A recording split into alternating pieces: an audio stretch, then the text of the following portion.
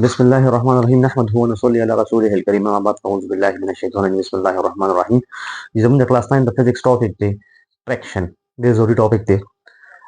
ټاپک شروع کول مخکې کوم ماشومان چینل سبسکرایب کړئ چینل سبسکرایب کړئ خپل کزن ریلیټ او سره شیر کړئ خپل ګاونډیان خبر کړئ خپل ملګري خبر کړئ زیات نه زیات ماشومان ته او زیات نه زیات سټوډنټانو ته چې کوم دی چینل ورسي او فایده وته وشي یہ ټاپک شروع کوو ضروري ټاپک دی زموږ نن فریکشن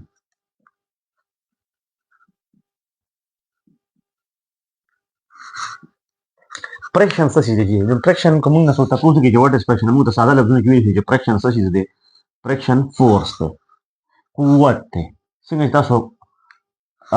فورس یاد راوړئ کنه چې فورس هم دغه شان د फ्रैक्शन څه شي دا یو قوت ته کلیر شو خبره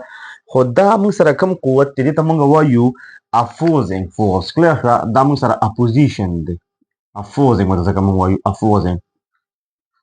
څنګه تاسو اپوزیشن کنه نه دا اپوزیشن دی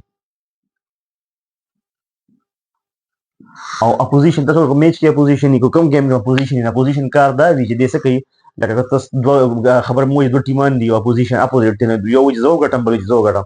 دلته کې دا اپوزینګ د قشان دی اپوزینګ فورس دی کله خبره فورس خو دې کوم دی اپوزینګ اپوزیشن فورس دی مطلب دا چې ته یو سیز روانه نه دی بس کې دی چې زه رامنه نم کله خبره لکه څه مطلب موږ د مثال ورو چې موږ سره دوه هاندز دی کله خبره او دا موږ باندې کې خو او دا موږ داسې بوزو مخکې دا دوه مس کې کوم فورس دا موږ سره فریکشن فورس مطلب دا دوه د هاند چې کوم د بارانه هاند دا د لاندې هاند څه کوي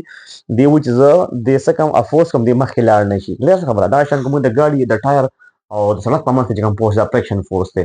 نو تاسو چې کوم خبره چې څونه د ګاډي تھریډ چې کوم د ټایر تھریډ د کلیر شو کوم تاسو دا ټایر د کلیر شو او د ټایر د پاسه چې دا کوم تھریډز دی کلیر شو تھریډز دا موږ تھریډز وایو دا تھریډز چې کوم دی دا چې څونه غټ وي نو موږ سره فریکشن چې کوم دی دا څونه عمره د روډ او د ټایر منځ کې عمره څه شي د روډ او د ټایر منځ کې چې کوم فریکشن دی دا دومره زیات وي نو موږ سره ګاډي چې کوم دی په اسانه باندې په سړک باندې دا باندې کېږي ځکه چې اپوزیشن زیات وي اپوزینګ زیات وي اپوزیشن زیات وي کلیر شو نو موږ سره ګاډي چې کوم دی بریک خلګي فریکشن زیات وي اصل کې نو دا شان کو تاسو ساده چپړې واخلئ کلیر شو او هغه کې خبر لاندې هغه سول چې کومه تعالی چې کوم دی هغه سوي هغه خبره ساوک شي وي چې فریکشن کم شي نو اپوزینګ فریکشن کم شي تاسو بیا باندې څه کوي سکیټ کوي سلیپ کیږي کلیر شو سلیپ کیږي خلک یا سکیټ کیږي صحیح شو خوېږي نو موږ سره چې کوم دی دی موږ سره چې کوم دی هغه په سوي فریکشن کم وي نو کومه د خبره وګورو چې کوانټیټي دې څه شي دا نو کوانټیټي چې کومه ده دا موږ سره چې کومه ده سره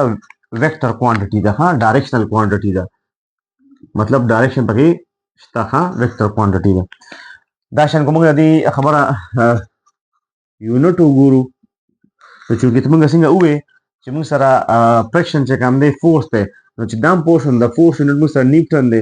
دا موږ سره یونټ څه شي د یو یونټ په موږ سره هم چې کوم دی څه شي ابل نیوټن شي نو خبره ځکه چې موږ سره تاسو دا چې څه شي موږ سره دا چې کوم دی فورس دی نو فورس موږ سره یونټ نیوټن دی دا موږ سره نیوټن شو کله شو نو موږ سره دي دا شان د مختلف دغه مثالونه دي کله خبره تاسو څنګه موږ راوې دا مثالونه شو پیپر تاسو راغی دا تاسو ټول دا ډیفینیشن شو دا کوانټیټي شو یونټ شو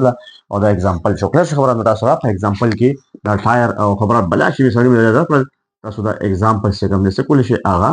لیکل شي کله خبره نو جی امید لرم چې تاسو په کلیر وي